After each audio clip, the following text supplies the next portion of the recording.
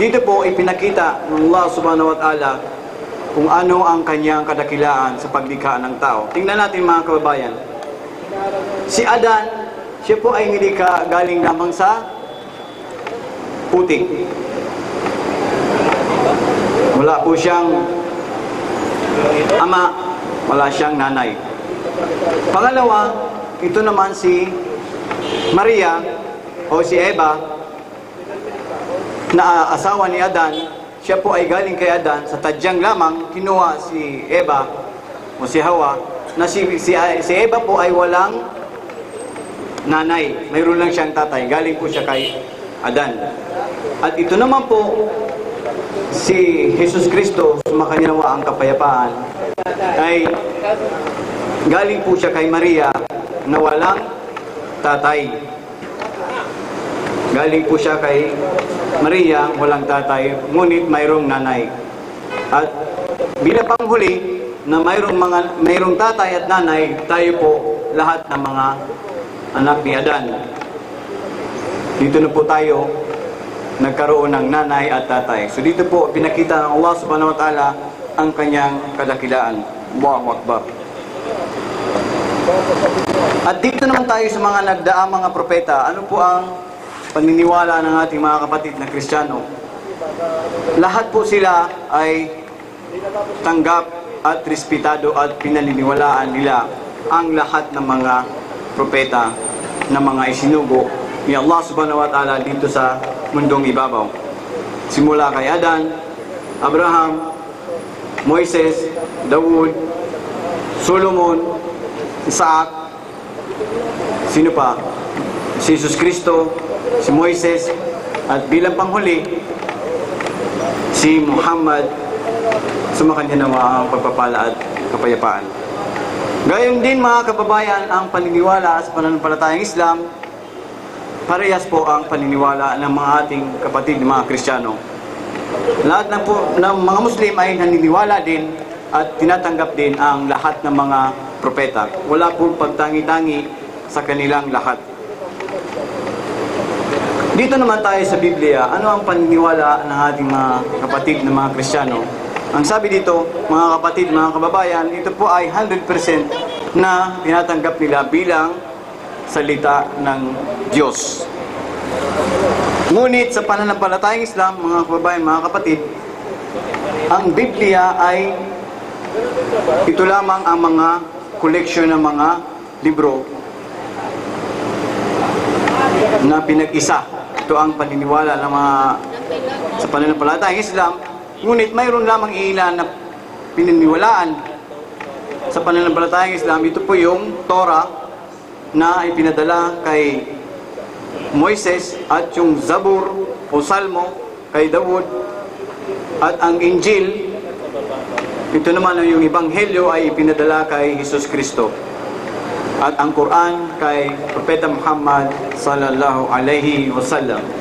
So yun po ang paniniwala ng mga Muslim hinggil sa Biblia. Marami pa po ditong mga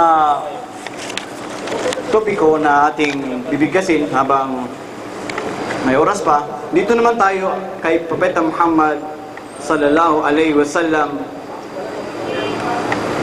Ang sabi dito, ano ang paniniwala ng ating mga kapatid na Kristiyano? Ito ay iba-iba ng paniniwala. Sabi nila, ang iba, na si Muhammad sallallahu alaihi wasallam ay isa daw na sinungaling. Sabi naman nila ay lunatic. Sabi naman nila ay bula ang propeta. At sabi nila, ito daw ay yung sinasabing devil. Ngunit sa pananampalatayang Islam, mga kababayan, mga kapatid, si Propeta Muhammad sallallahu alaihi wasallam, siya po ang katapusang sugo na ipinadala ni Allah subhanahu wa ta'ala sa sanlibutan, sa lahat ng tao at ng mga engkanto. At si Propeta Muhammad sallallahu alaihi wasallam, nung hindi pa po siya propeta, siya na po ay kinilala na mapagkakatiwalaan o as-siddiq or trustworthy. Bago pa man siya naging propeta, mga kababayan, mga kapatid, siya na po ay likas na mapagkakatiwalaan. At marami rin po siyang nagawang mga mirakulo nung siya na ay maging propeta. Isa na rito po ay yung pagdala niya ng Quran. Ito po ang mensahe na pinadala ni Propeta Muhammad sallallahu alaihi wasallam, na binigay sa kanya yung Quran. Ito po ang pinaka-miracle na nagawa ni Propeta Muhammad sallallahu alaihi wasallam. At dito naman tayo sa Quran. Ano ang paniniwala ng ating mga kapatid na Kristiyano? Sabi nila na ito daw na Quran ay kinopya lamang ni Propeta Muhammad sallallahu alaihi wasallam doon sa Biblia. Ito po ang kanilang paniniwala. Ngunit sa pananampalatayang Islam, mga kababayan, mga kapatid, ito po ay pinadala ni Allah subhanahu wa ta'ala kay Anghel Jibril at ipinarating kay Propeta Muhammad sallallahu alaihi wasallam 1400 years ago. Simula noon at hanggang sa katapusan ng mundo, ito po ay mananatili sa kanyang katayuan. Ito po ang Quran na paniniwala ng mga Muslim sa pananampalatayang Islam. Ano naman po ang paniniwala ng ating mga kapatid ng Kristiyano kay Jesus Kristo, sumakanya nawa ang kapayapaan? Nasabi dito, si Jesus Kristo, sumakanya nawa ang kapayapaan, ay kapantay ng or ipinadalaan ng Panginoon, at the same time siya po ay namatay at ipinako sa krus para tubusin ang mga kasalanan ng anak ni Adan. So kung wala po yung sacrifice o pagpako kay Jesus Kristo, sumakanya nawa ang kapayapaan, lahat pong mga tao ay maglalaho o hindi matutubos ang kanilang mga kasalanan. Ito po ang paniniwala ng mga kapatid nating mga Kristiyano. Ibig sabihin, mga kababayan, mga kapatid, nakabase po ang doktrina ng pananampalatayang Kristiyano ay doon po sa pagkapako kay Jesus Kristo. Ngunit sa pananampalatayang Islam, mga kababayan, mga kapatid, siya po ay pinadala ni Allah subhanahu wa ta'ala doon lamang sa isang or doon sa mga Hudyo na mga, sabi doon, mga nangaligaw na anak ni Israel.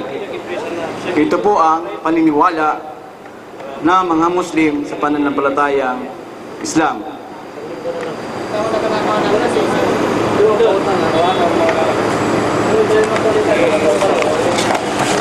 Yan po, mga kababayan, mga kapatid, ilan lamang sa mga topiko na ating pagmamahagi sa inyo. Isa pa, ano ang paniniwala ng mga kapatid nating Kristiyano hinggil sa pagkapako ni Jesus Kristo? Ang sabi dito, mga kababayan, mga kapatid, na si Jesus Kristo, sumakanya nawa ang kapayapaan, ay pinarusahan ng mga Hudyo at ipinako sa krus at pinatay ng pakunti-unting pinatay. Ito po ang paniniwala ng ating mga kapatid na mga Kristiyano. Ngunit sa pananampalatayang Islam, mga kababayan, mga kapatid, ang sabi dito na si Jesus Kristo, sumakanya naman ang kapayapaan, hindi po siya namatay at hindi rin po siya naipako sa krus. Bagamat siya po ay pinalitan ni Allah subhanahu wa ta'ala at siya ay tinaas. So, kakaiba po ang paniniwala sa pananampalatayang Islam. Si Jesus Kristo, sumakanya naman ang kapayapaan, hindi po siya namatay at hindi rin siya naipako sa krus.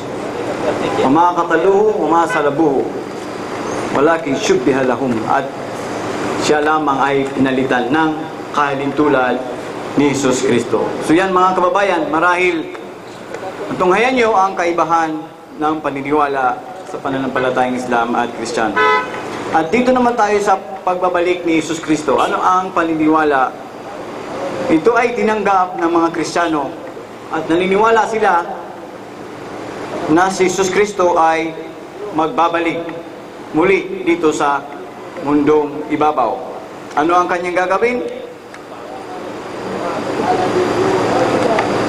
Ang sabi dito,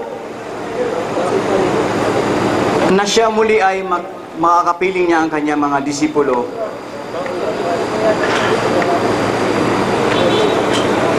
at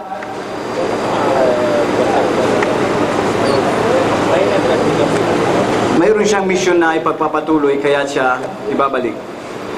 Ngunit sa pananampalatayang Islam, mga kababayan, mga kapatid, si Jesus Kristo ay ibabalik dito sa mundong ibabaw na hindi po siya patay. Siya po ay buhay na babalik. At ang pagbabalik po ni Jesus Kristo sa kanya namang kapayapaan, isa pong tanda na malapit na po ang paggunaw ng mundo. Isa sa malalaking senyales o tanda ang pagbabalik ni Jesus Kristo. Pag siya po ay bumalik na dito sa mundong ibabaw, ito po ay tanda na malapit nang gunawin ang mundong ibabaw. At ano ang gagawin ni Jesus Kristo? Papatayin niya ang maling o bulaang propeta na si Al-Masih, Ad-Dajjal.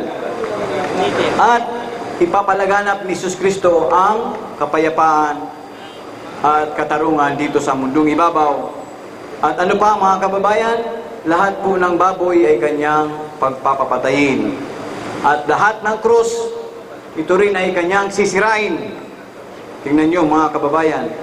At kailanman po, hindi po nagturo si Jesus Kristo ng ganitong paniniwala sa pananampalatayang Islam.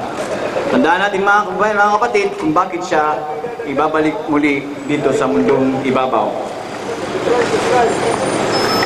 Kung ngayon naman natin dito mga kababayan ang original na kasalanan, ano ang paniniwala ng ating mga kapatid na Kristiyano? Ang sabi dito na lahat ng sangkatauhan ay nagmana, uminana ang kanilang kasalanan sa kanilang amang si Adan. Ito po ang paniniwala sa pananampalatayang Kristiyano. Nagmana daw at ang ating mga kasalanan, uminana.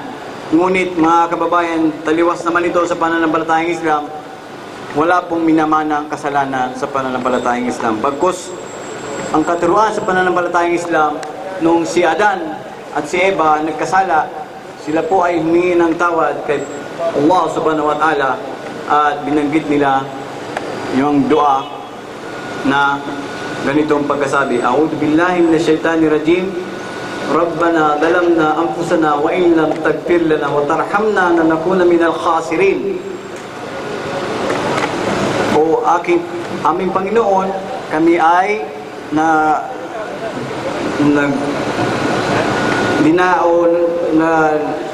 nadaya namin ang aming sarili kung nagkasala kami. Ngunit kung kami ay hindi mo papatawarin, kami ay mapapabilang sa mga talunan o sa mga paparusahan.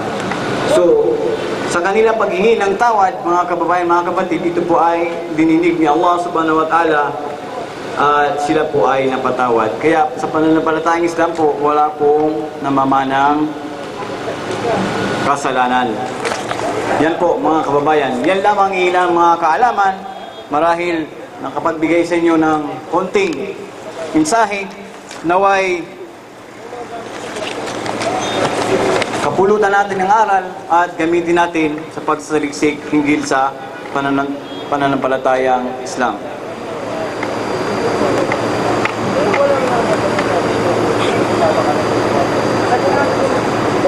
At dito naman tayo bilang panghuli, ano naman ang paniniwala ng ating mga kapatid na Kristiyano hinggil sa salvation? Ano sa Tagalog yun? Sino Tagalog dito? Salvation. Kaligtasan. Ano ang paniniwala ng ating mga kapatid na Kristiyano hinggil sa kaligtasan. Sabi dito, basahin muna natin sa English. Kailangan ko ng Tagalog dito. Mahina ako masyado sa Tagalog. Bisaya, uy. If you have faith in the atonement of Jesus for the sin of Adam, which you have inherited, then you shall be saved. You only need faith. No work is necessary. So ito po, napakaklaro. Kailangan ko ng Tagalog dito. Sino Tagalog dito? Tagalogin mo ngayon? Sino Tagalog dito? Ulitin ko ha. If you have faith in the atonement of Jesus for Adam, which you have inherited, then you shall be saved. You only need faith. No work is necessary. Mamaya na, Englishin mo natin. Yun po. Yun po, ang ibig sabihin dito, ako na lang. Ako naman lang dito eh. Kung gamitin ko. Kung ikaw ay naniniwala sa ano yung atonement? Sa pagtubos ni Jesus Kristo sa mga kasalanan ni Adan na iyong namana, ngayon ikaw ay maliligtas. Kahit walang ginagawa. At hindi mo na kailangan ng pananampalataya. Kailangan mo lamang ng pananampalataya. Wala nang gawa. Yun po, napakaklaro. Tingnan naman natin ang paniniwala sa pananampalatayang Islam. Ang sabi dito, if you have faith in God, believe in His messenger, and obey His commands, then He shall multiply every single good deed that you many times and erase your evil deeds until the day of judgment. His mercy shall cause you good deeds to far outweigh your evil deeds and grant you passage into the ecstasy of paradise to great that you can not even imagine it and abide there eternally. In the hereafter, there is only reward and no work. Napakaklaro mga kababayan, mga kapatid. Ibig sabihin, sabi dito, kailangan mong maniwala sa dakilang tagapaglikha. Maniwala ka rin sa kanyang mga pinadalang mga mensahero at sundin mo ang kanilang ipinag-utos at dodoblihin ba yun? I-multiply ang kada magagawa mong mabubuti at tatanggalin ang mga masasama mong mga gawa at hanggang sa uling araw ang awa ay makakamtan mo dahil sa iyong mabubuting gawa liban doon sa masasama mong mga gawa. At ikaw ay papapasukin sa pinangakong paraiso at ito ay mananatili magpaka hanggang kailan. Yun po, napakaganda po ang paniniwala sa pananampalatayang Islam. Naway nakapagbigay sa inyo ng ilang kaalaman. Kami po ay nag-aanyaya sa inyo. Naway saliksikin nyo rin po sana ang pananampalatayang Islam. Baka sakaling masumpungan nyo or makamtan nyo yung ipinangakong paraiso ng ating dakilang tagapaglikha. Tandaan natin mga kababayan, mga kapatid, na hindi pa po huli ang lahat. Mayroon po tayong tsansa or panahon para magsaliksik or alamin ang ating kinabibilang sekta. Marahil baka ang ating napapabilangan ay puno o tad ng kamalian. Mag-umpisa na po tayo magsaliksik dahil ang sabi sa nakasulat mismo sa Biblia na saliksikin mo ang katotohanan at ang katotohanan ay ang magpapalaya sa inyo. Hanggang dito na lang. Kami po ay nagpapasalamat ulit. Kung sino po sa inyo ay ang may mga katanungan hinggil sa aking pinamahagi, kami po ay nalulugod na tatanggapin ang inyong mga katanungan.